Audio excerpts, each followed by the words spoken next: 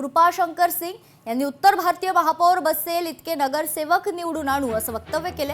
मीरा भाईंदरसह 29 महापालिकांमध्ये महायुतीची सत्ता येईल असा विश्वास देखील कृपाशंकर सिंग यांनी व्यक्त केलाय। उत्तर भारतीय नगरसेवक येणार, आम्ही इतके नगरसेवक निवडून आणू की उत्तर भारतीय समाजाचा महापौर बनेल असं कृपाशंकर सिंग म्हणतात। त्यानंतर वाद निर्माण झाल्यास सचिन अहिर यांनी कृपाशंकर सिंग यांच्यावर जोरदार टीका केली आहे। मीरा भाईंदर में आपने कहा कि उत्तर भारतीय का महापौर बने, इसको संभव बनाने के लिए क्या कोशिश करेगी उत्तर भारतीय? संभव बनेगा ना, बनाएंगे ना। हम इतना नगर सेवक चुन देंगे कि उत्तर भारतीय समाज का महापौर बनेगा। एक लक्षात ठेवा, पक्षाची भूमिका मी मगाशी जसं सांगितलं, भाजपा पक्षाची भूमिका मांडण्याचे अधिकार कृपाशंकर सिंगना दिले असतील असं मला वाटत नाही। त्याच्यामध्ये स्वतः मुख्यमंत्री बोलतील ना। शेवटी मी मगाशी जसं सांगितलं की मी आज तुमच्याशी संवाद साधतोय, पण माझ्या पक्षाचं धोरण ठरवण्याचा अधिकार मला दिलेला नाही। मी जरी राज्याचा मंत्री असलो तरी ते उपमुख्यमंत्री शिंदेसाहेबच ठरवणार आहेत। तशाच पद्धतीनं भाजपाचं धोरण ठरवायचं, मुंबई महानगरपालिकेचा महापौर करायचं धोरण हे कृपाशंकर सिंग ठरवणार आहेत असं मला वाटत नाही।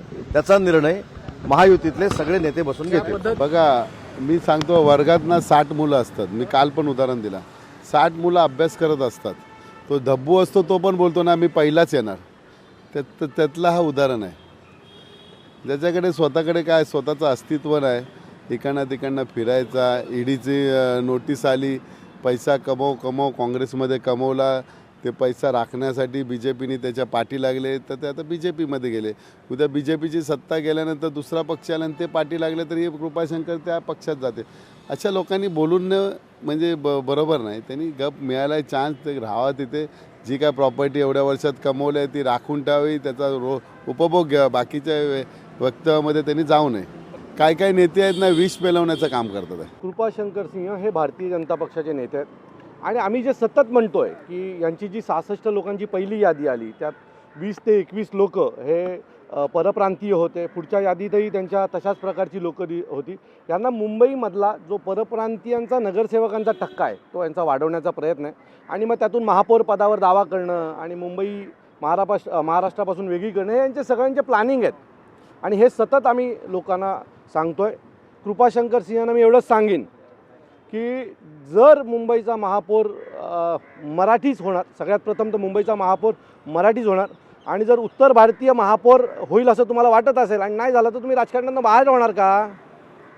मी परत खात्रीने सांगतो, मुंबईचा महापौर हा मराठीच होणार आणि आमचाच होणार। आणि आता तुम्ही बघता तर कशी हिंमत होते भारतीय जनता पार्टीचे हिंदी भाषिक असलेले नेत्यांची, एवढी हिंमत म्हणजे ही एका प्रकारे ही माज आहे का?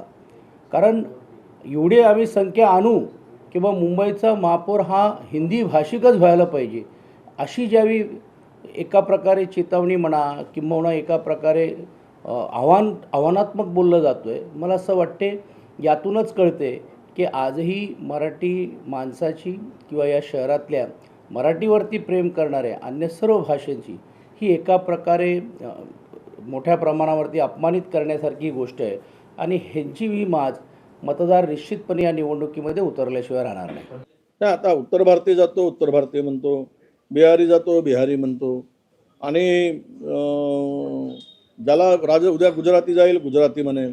आता ज्यांना त्यांना मतं घेण्यासाठी असे पद्धतीनं भाषणे करावे लागतात, स्टेटमेंट करावे लागतात। पण मुंबई आणि आसपासचा परिसर हा कधीही जात आपला भाषावाद कधी सहन करत नाही। कोणीही झाला तरी लोकांच्या बहुमताने तो महापौर ठरतो। कृपाशंकर सिंग जी म्हणत असतील तर तो त्यांच्या पक्षाचा दावा आहे। लोकशाही मराठी ऐका, पहा, जागरूक रहा।